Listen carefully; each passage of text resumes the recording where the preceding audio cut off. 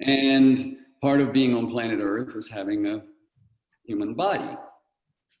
And so it is from our earthly connection to nature and the earth and Gaia and the biosphere that we draw the energy that is called Shakti. Mm. And that is what moves up from our earthiness into activating the other chakras right on up to here, where we connect with the oneness or the divine or God or whatever you want to call it. So we can't really do that in a human body by leaving that behind, because as you said, that's the life force, that's the creative energy. And that life force is an essential aspect of the spiritual path. The spiritual path is up this way. You know, however you might think of it in whatever terms, basically, we have to take that life force energy and move it up to activate higher chakras and become more connected above. And so there's no omitting sexuality and sensuality in that plan. You know, it's firmly, in fact, it is almost the foundation of the process. Yeah. Because the first and second chakras, both of which can be very erotic, the first and second chakras are where the energy is going to come from that will move up. Yeah. And if we're not generating that, or that we have that shut down, you know, there's a sign on there, off limits, then we're hands are tied, or our path is closed. We can't do the spiritual work. It isn't going to happen. And people can sit, I mean, you can sit in meditation and look pious for decades and decades, but the spark is missing, you know? So, and life is not much fun with the spark missing. It's not, you don't feel fully alive because you're not fully alive. Yeah. And so Tantra is really about being fully alive. And then you can be, when you're fully alive, you can become spiritual. But if you're not fully alive, it's not, people think, you know, we have this residue of some kind of puritanical religion thing where, oh, well, you know, if you really want to be spiritual, then you become disconnected from your body and disconnected from sexuality and disconnected from being fully alive, because that's where all the problems are. So you want to renounce that. Well, no, that's not Tantra. I mean, you know, you can try that. People do it, you know, good luck. But that's not what we're here representing. We're representing Tantra, which is not that path, not that approach to the spiritual process. Interesting, because sometimes people come in with some knowledge of Tantra and they talk about our version, well, what we say in the West, right-handed Tantra and left-handed Tantra, where the left-handed is more in a conscious way of looking at taking meat, sexuality and alcohol, but in a very mindful way towards enlightenment, if you will. The right-handed Tantra is more in terms of the internal and sitting and meditating and doing the work internally. How do you address the question of sexuality if we're talking right-handed Tantra? Yeah, well, that's a great question. And my experience is, having studied a lot of the teachers and spent time in India and, you know, kind of been on the scene for 45, 50 years, whatever, is that,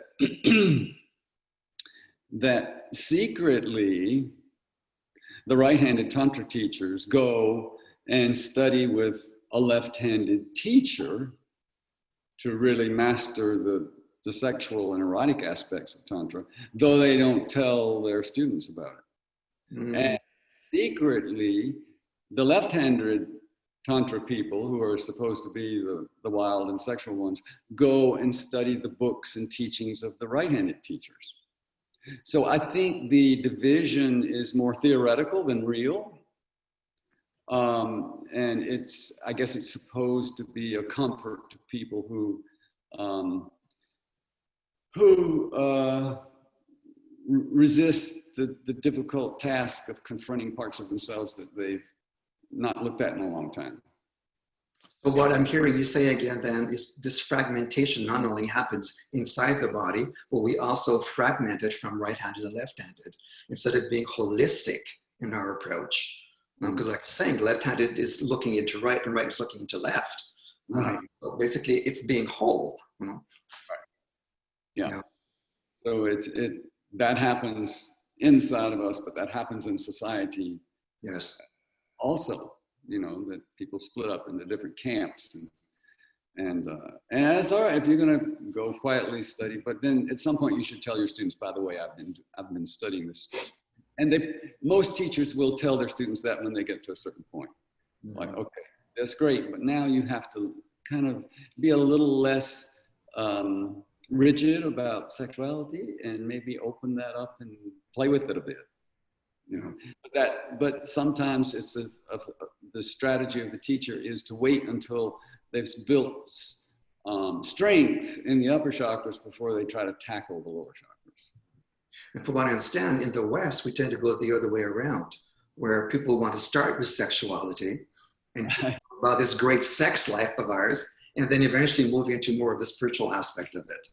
Well, right, and the problem with that is that sometimes, especially when you're younger, those lower chakra energies are so powerful that they just kind of sweep you off your feet and take you places that you may not get back from in this lifetime, So that's probably the wisdom of the more conservative approach. But on the other hand, you don't want to leave people waiting their whole lives to explore the missing parts.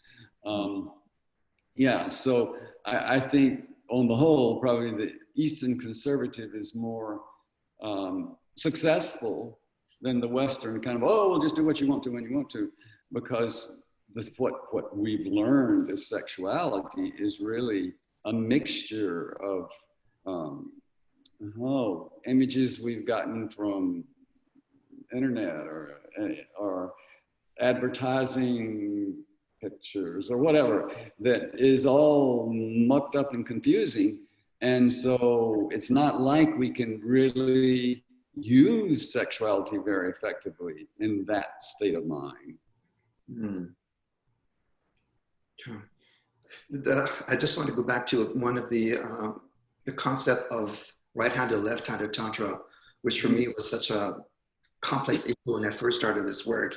And the one book that really helped me to start really understanding is the Non-Tantra Letters, which was a book that I've written by Victor Bliss and Nathan James. And just for those who've never heard of the book before, it's about two individuals who, very close friends, who write to each other and taking the path of the right-handed and the left-handed and communicating how their life came about, and to start seeing, well, no, this is the right way, this is the right way, and eventually understanding that no, it's the integration of both that really works. For me, it was an amazing book describing the concept of internal versus the expressive tantra.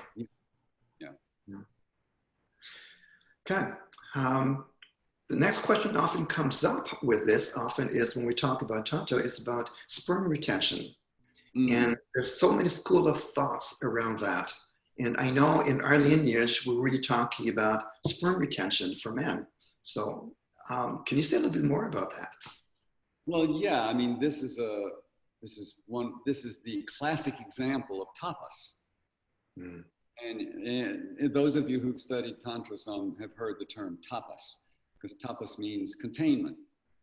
And sort of in that dance that we talk about in Tantra between the life force or Shakti that we were discussing before, that's rising up, that is our feminine side. And the masculine counterpart is tapas, which is kind of containing the expression of that energy. Not deciding how it should be used, but rather saying, well, hold on, let's don't get carried away here. We've tried that before, it didn't work out very well. Can you think of some other way for this energy to be expressed? And that containment shepherds the movement of the energy upward so that it can empower the higher chakras. So tapas means containment. So in sexuality, energy is generated. That we call them the generative organs. Genitals are generative organs. And they can generate a new generation of people, or they can generate other things. So that generated energy is there for us to move upward. But if we, in the case of the male, or to some extent the female, if ejaculation occurs, it means the energy is thrown outward. And that serves for procreation, but that doesn't serve as well for creativity or spirituality. So the classic principle and practice in Tantra is to move that energy up, allow it to move from the second chakra, first and second chakras, where it's generated, to move up and activate the chakras above, one by one. And that's the resource on which Tantra is based. So if that energy is lost, then it never happens. It never moves up.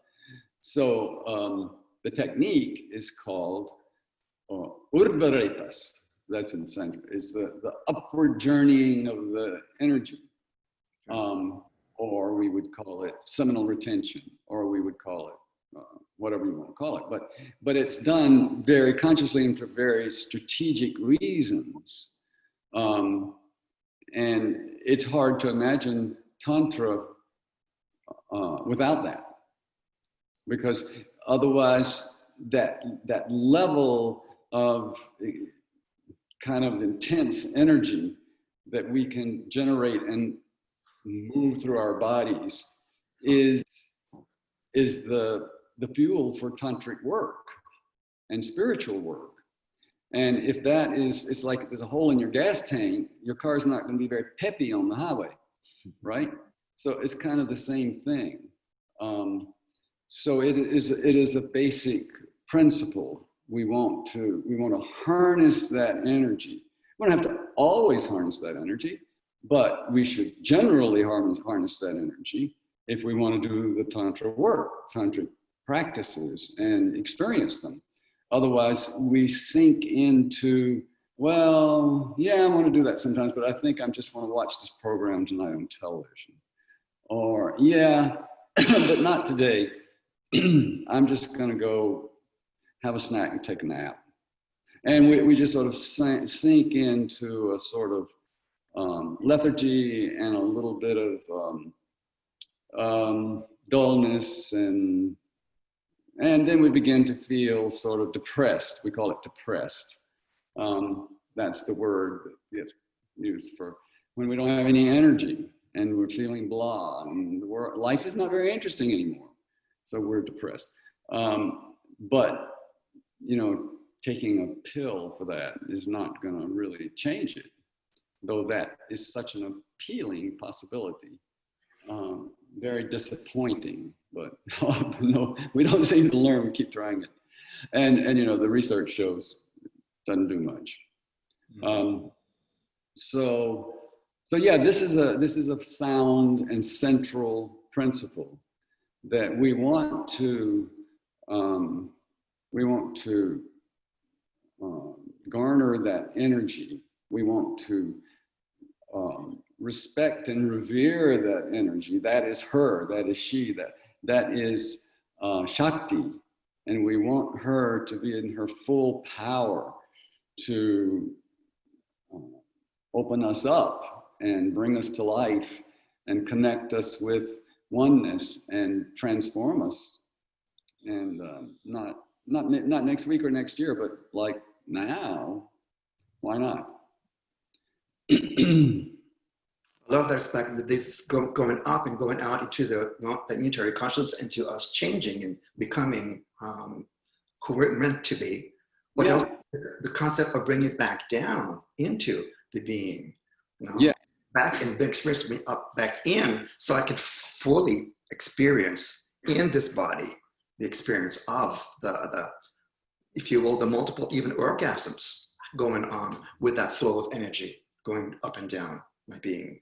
Yeah, and that's a dynamic and evolving thing. You know, like anything that's alive, it's dynamic and it's evolving and it's changing. It's not static. Right. And so what seems to be the cutting edge at this moment, next month may not be the cutting edge anymore. And I may be moving on to other things. So you're really under the topic right now, which is also very dear to me, is that the concept of impermanence and detachment. Once we tend to experience something which is so blissful, we want to hang on to it. And when we hang on to it, then we're stopping yourself from having other experiences. The fear, again, that if I let this one go, I'll never feel this again. Yeah. Which is not true. What it's doing is stopping me from having other experiences. Right, right.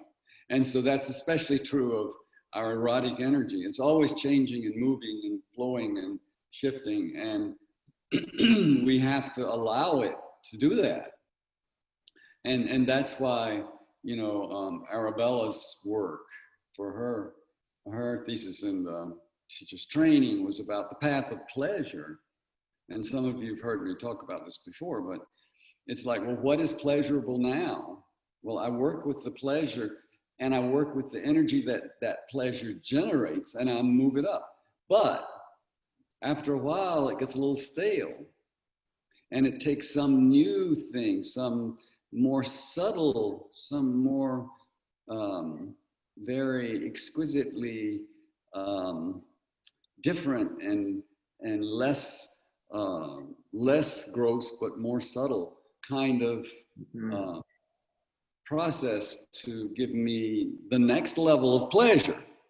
So if I keep following that and I follow that path of the pleasure, it will take me to connection. And that's why you may have heard me quote this, the Dagar tribe, and I think it's West Africa. And they say desire is a horse waiting to carry you to spirit. But desire is unpredictable. And when we try to replicate the last experience, we're off the horse. You know, we're standing on the road again. We're not going to move very fast, if at all. So that's the frustrating thing about life. You think, oh, I got it now. Oh, you have it now, but in a few minutes, that won't be it. Yeah. You raised two things here. One is like the concept of being the subtlety. Okay? And really, we always think subtle is so small. Yet when we tap into that little point of subtlety, for me, it's like a kaboom and a whole other room opens. Yes, right. But with that also, often we're in the sense of pleasure, I'm never present to this moment. And that's where I tap into the subtle. If I can slow down internally, and be present to what's really going on in all of my being, whether it's my body, yes, my heart, my head, my thoughts, my sensations, my breath, my vision, what I'm hearing, okay? And not wishing for, oh, can we do this after? No, let's stay in this moment and really appreciate all that is happening and the pleasure that I'm getting in the here and now. And if I do that, I find that then I'm not losing any of this because I'm not thinking about, oh, well, I'd love to do this again, no, or do that, something else. Or it's not happening like before. I'm back in my head, not being in a full pleasure of the experience, which is new every single time that we go through this. Right. Yes, that's the, the ego doesn't like that idea. Yeah. It wants to capture it and hold it and be able to take it out of the refrigerator anytime and have it again and again and again. You know, it doesn't want to let it go, experience it, let it go, and be open to something totally different and unknown. Yeah, very much The ego so. doesn't like unknown it doesn't like much. While again, we're tapping into another topic that I want to raise with you tonight, and how is ego dealing with this pandemic of ours, where often a lot of our outlets for sexuality are not available. The people we often would like to be intimate with are not available. And we're stuck being at home and doing things in a very different way. So a big tapas has been applied to our sexuality and our erotic beings as well. Yeah. So obviously, yeah. Yeah. Yeah. So, well, we weren't very good at tapas, right? No. So other forces step in and say, okay, you don't want to do the tapas, we'll do the tapas for you. Here you go. Stay in your room and don't come out until you let go the old and open to something new. And that's a great blessing for us. Yeah. And for me, this has been several talks with people and doing sacred intimate work with clients. They're going, well, so I don't know what to do with my body anymore because what I knew doesn't happen anymore. And what I'm finding, this is giving people an opportunity to rediscover their bodies and looking at other ways of finding pleasure or being sexual erotic in ways I never thought of before. What would not have been okay before because I was stuck in my standard ways of doing things, or this is how I saw my sexuality. Now this is not there anymore. So what's new? So we're giving the chance for sponda to happen, you know, in ways that's never been there before. The couple of things is, and we're finding new ways about expressing ourselves. And one of the ways I've been seeing is a lot of this happening online through Zoom programs, and where people will start connecting with others and saying, well, can I show you how I would like you to touch me right now?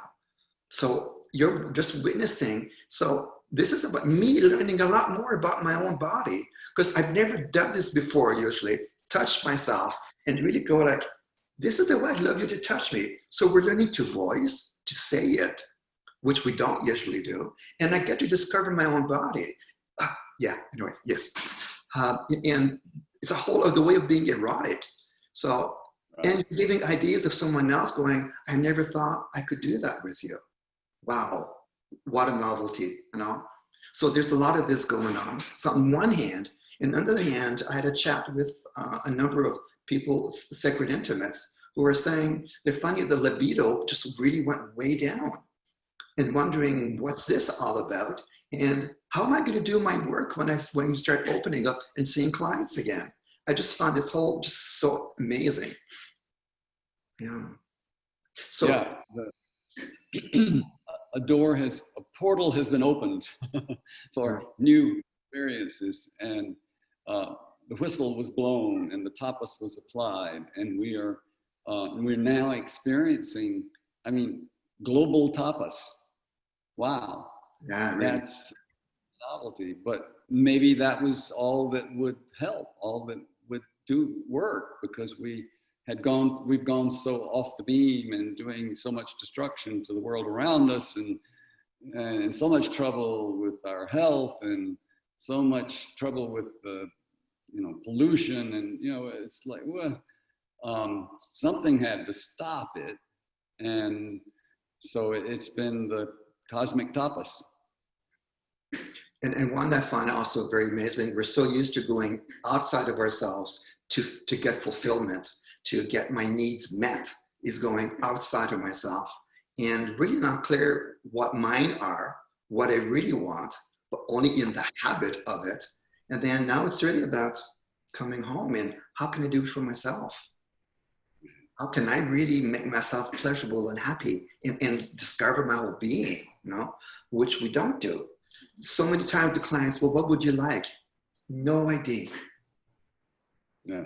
No clue about what gives them pleasure really, or where they want to go with this, or what turns them on, or what do I really want and need right now, you know, for satisfaction.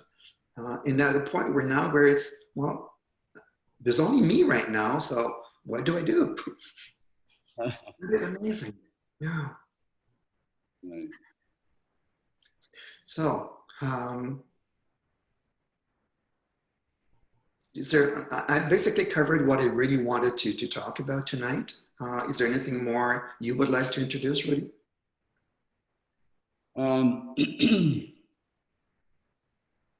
No, I think we probably opened up some possibilities for people, and I would love to hear what questions people have. How is this landing for you, and what does that trigger and turn inside of you as far as wondering, well, how do you do this, or what do I do, or what does this mean? Love to hear some questions. Mm. Is that all right? Absolutely. And I'm open to questions as well. Great. Ask folks to say their name.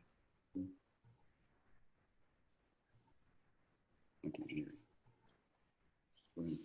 So when you ask a question, it helps to identify yourself so that Rudyji can recognize who is actually asking the question. And so we'll open the floor now to questions for both Rudyji and Roger. We'd love to hear what you're thinking.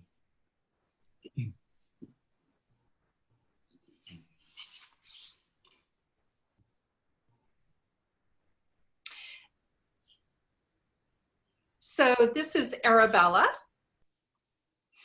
Raviji, Roger, do either of you have thoughts about seminal retention in the male-bodied individual? Is there an equivalent practice for the female-bodied individual? Certainly, many of my clients and students have gone through life in female bodies, not actually ever having orgasm with their spiritual partners or their sexual partners. And so it seems like they already have that tapas, but it's a frustration. It's not a practice. And of the female-bodied individuals who ejaculate, I don't know, is it the same to do ejaculation retention in a female-bodied person? And recognizing that neither one of you have female bodies, but I'm looking for guidance on that. Roger, you want to say anything? It's a very interesting question, and for which I'm not really sure I have a really definite answer to this. Well, I can say that I have discussed this with many people who are currently in a female body, and I get mixed messages. I mean, some women say, yes, ejaculation is depleting. And some of you may not even be familiar with female ejaculation, but that's certainly a real thing and has become more and more recognized just in the last few decades. I mean, even gynecologists weren't aware of it, but it does happen, I can tell you. And others say, well, actually, no, it's not depleting at all. It just makes me feel more energized. So, you know, I think I chalk that up to the feminine. She's changeable. She's different. She's always experiencing things in a new way. I have to leave that much of it as a mystery. But I think for a woman, it is useful to consider that, well, if I do have orgasms and I do ejaculate, let me see what that does. And is it different on different days? And does it really contribute to my practice, or is it something I should minimize? you know, that's what everyone should do, really. It's an experiment, it's a study. You know, you want to know yourself and how your own energy systems work, and you know when you're energized and when you're not. And what do you do that increases the vitality and the energy? Because that's what you need for your spiritual practice, for your meditation, and for your tantric work. So I don't know that we have to know a general formula, because each person can figure it out for themselves. But these are some things to think about as you do figure it out for yourself.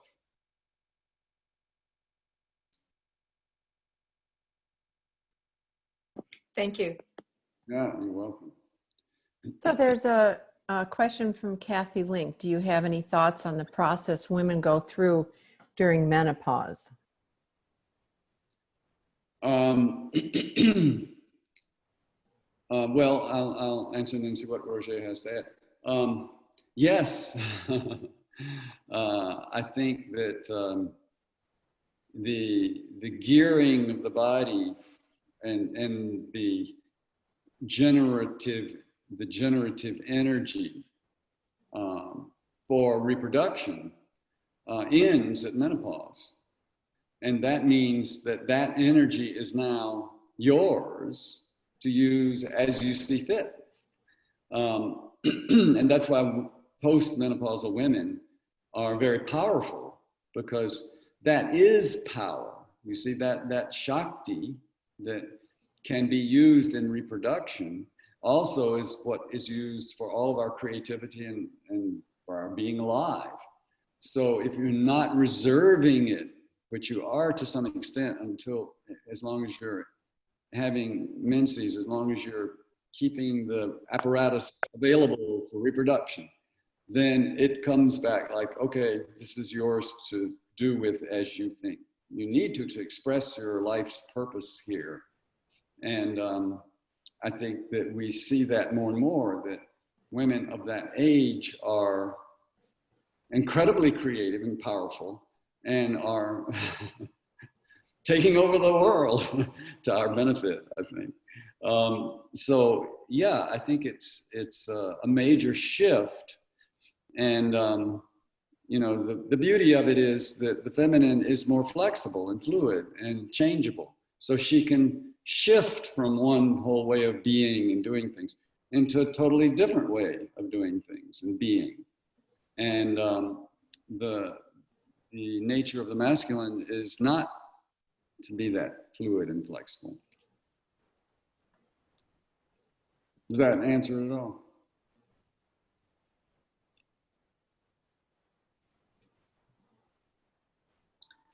Hi, it's Cece. Yes. Hi. Thank you so much for this conversation, Roger and Swami Ravi. One question that came to mind as you were speaking about how the sexual orgasmic energy can rise through retention and create through release. I've recently met people who are asexual.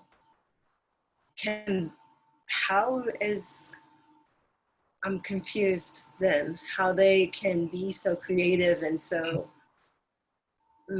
yeah. Roger?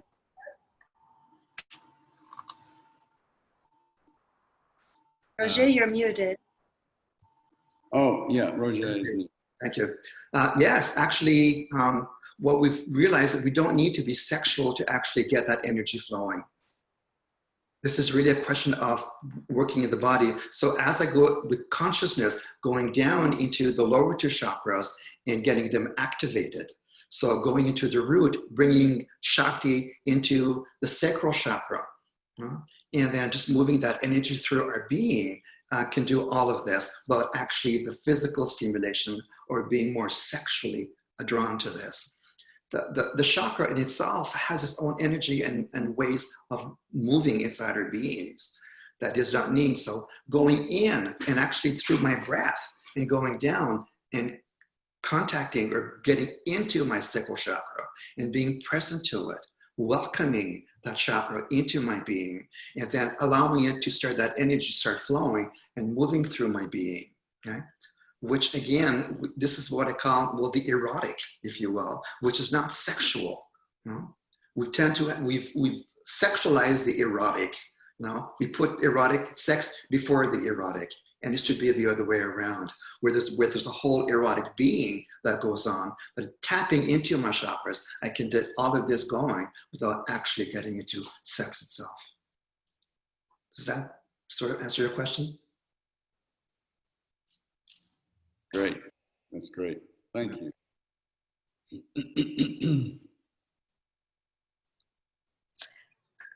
Hi, Hello, this is. Swami. Oh, go ahead, Jody. Thank you, Adam. Swami Ravi and Roger, this is Jody. I have a follow-up question about the idea of the erotic. I'm wondering if the erotic in its wider spectrum of understanding, if you would still consider that that's mostly related to the first two chakras, and how people maybe who don't really have an understanding at all of what the erotic is, can kind of start like replacing things that they usually go to in their lives to feel good or comfortable, like ice cream or these kinds of things, to you know, start moving their lives to feeling more of that erotic energy and opening up to that, because I get the sense that that maybe is a really huge key piece of this whole process. If I may start with this one, is sometimes when we're really out of touch with our sacral chakra or the lower three chakras, you brought a type of ice cream, which I really love, okay? So it's bringing that sense of love and comfort and beauty inside, and slowly consciously starting to bring it through my body and bring that sense of joy and happiness. And where am I feeling that in my body? Because we're often, though we say we're disconnected, it's still somewhat happening at some level that we're not aware of. So the subtle aspect of it, if I go into what I really love and really take that time to go in and take presence to what's going on, I can start just sending that sensation down my body, and gently and lovingly, respectfully from my person, to do this as my body is willing and open to receive that sense of well-being in my body, and start opening and waking up the chakras. You know? And it's important to do them slowly, especially if you've been completely unattached to them and alienated by those chakras, because then the ego gets involved and there's so much negativity attached around to it. We want to separate that and bring in the pleasure that is really the center of the chakras. I could go on and on this. Does that sort of address? The last sentence that you said, the pleasure is the center of the chakras. Did I understand that correctly? It's where we often identify the center of pleasure. Often it comes from the sacral chakra. It's not the only place. There's pleasure throughout our whole being. But we tend to focus a lot on the healing power of pleasure, and it's often the domain of the sacral chakra as well. Yes. And so the idea is essentially to feel the pleasure in that chakra and then kind of move it both up and down from there. This is about bringing the healing to the chakra and allowing it to flourish again and come into its own power and its own, it's come into its own power. Is to slowly, lovingly start acknowledging that they exist and bring this love into those chakras and allowing them to flourish.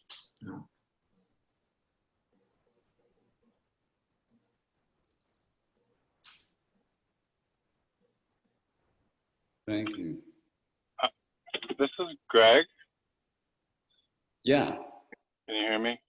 Yes. Yeah. Hi. I can just put the video on for a second, but hi. So I have a question. I guess it would be for both Roger and Rudyji. Roger, hi. We met at one of his workshops. So I heard you say, Roger,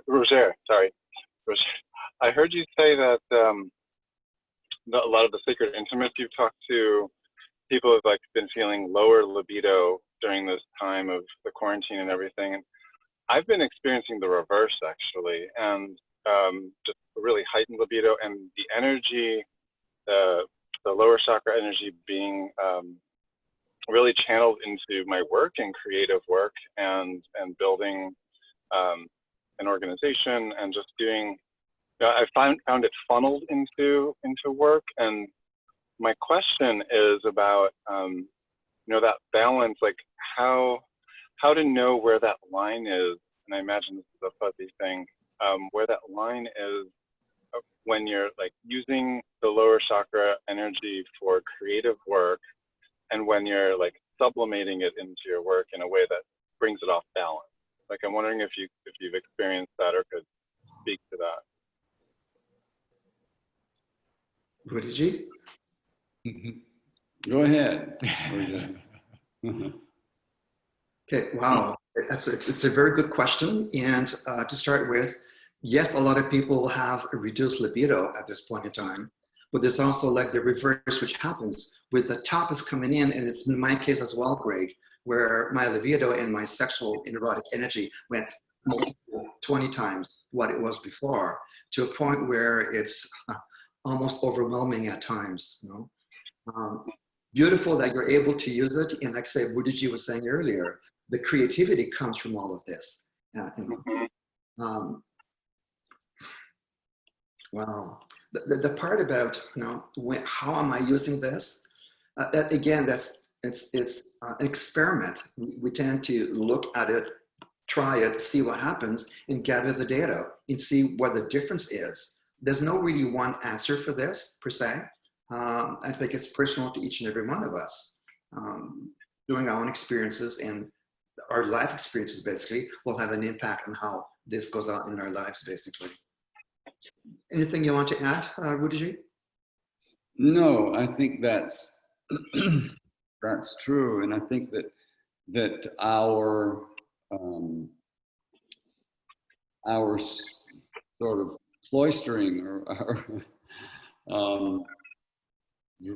pulling within has allowed us to build more energy than we experienced when we were running around in the world doing things here and hither and yon. And this is a great time to experiment with how do I use that energy? One of the things we didn't say when we were talking about seminal retention is that people often feel when they try that, that they get antsy and, I'm horny, I got to get off, and my encouragement or my invitation is always, well, what would happen if you stay on and don't get off? Some new things might open up, because this energy that's moving through you is your life force. You want to be more alive, but it feels when you're not used to it like it's an irritant, and I want to get rid of it.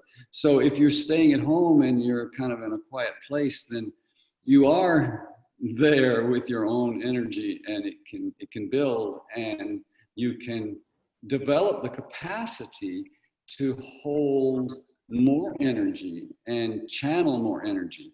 Because if our circuits are can't handle that big a charge, it takes a while for them to develop that, open them up. That's why we do the Nadi Shodhanam, and we do things like that to open the channel so that we can carry a higher charge of energy. And then when we can carry a higher charge of energy, we go, wow, I never knew you could feel like this. I never knew I could be so alive. And then our capacity to do everything increases, but also our inner awareness and spiritual process is supported. So, yeah, that's what I would add. Thanks. Adam had a question. Oh, yeah. What? Adam, you had a question? Thank you, and thank you so much for this, Roger and Swami Ravi. This has been incredible. If I'm remembering my studies with Arabella correctly, when we studied the Mahavidya, that there wasn't a Mahavidya that was directly associated with this second chakra. And I'm curious if you have any thoughts to when we look at these great wisdoms, is there one that you feel comes through in that pleasure, in that carries that sexual energy through it? Well, I would think, especially in this context, in this discussion, of Bhairavi, Tripura Bhairavi, because she represents tapas. And often the missing link in all of this is the tapas. You know, tapas runs through Tantra like the what is it? The warp of the wolf. The main foundation of Tantra is tapas. And so having the goddess who, certainly there are other goddesses who represent other aspects of pleasure, you know, like Kamaladnika is the beauty and the deliciousness of pleasure and so forth. But I think our experiencing of all of these things is dependent on how well we've developed the tapas, because if we can't contain it, we can't really fully experience it. It's just kind of bleeds off and goes away. And, you know, well, it passed and went that way, and I got a glimpse of it. But we have to be able to contain the process, the experience of pleasure, to be able to absorb it and savor it. So that's what comes to mind for me. Roger, would you have any thoughts?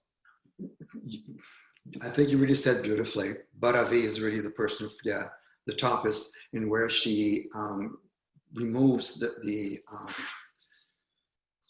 what I'm looking for. Yeah, I'll leave it at that for now. Yeah.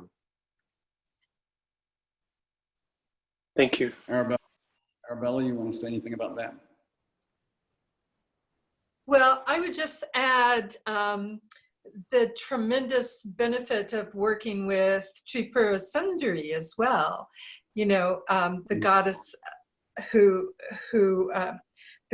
the wisdom of desire. And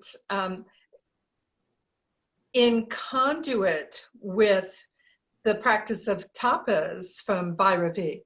So I think the two together work very well.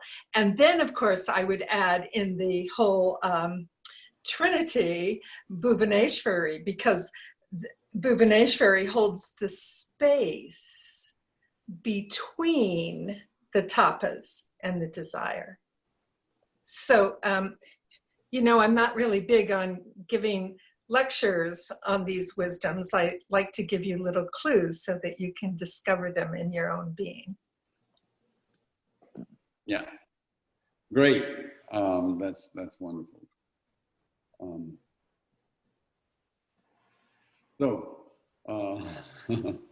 Oh, Adam, does that help? Yes, that was wonderful. Thank you so much, all of you. Great, thank you. Yeah, so I think we're drawing to a close, and Gerald, do you have any announcements about future? Sure. What's happening next year?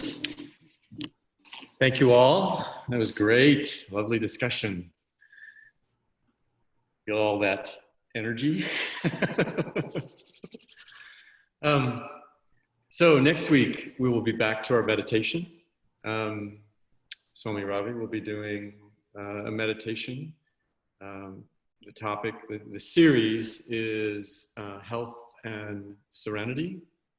So join us 7 o'clock on Sunday evening for our meditation series. And you can unmute, everybody can unmute and say farewell and thank you. And see you next week. Bye. Bye. Thank you. Thank you. Bye. Thank you all. Thank you. Thank you. Thank you. Bye-bye. Thank you. Bye. Bye. I did.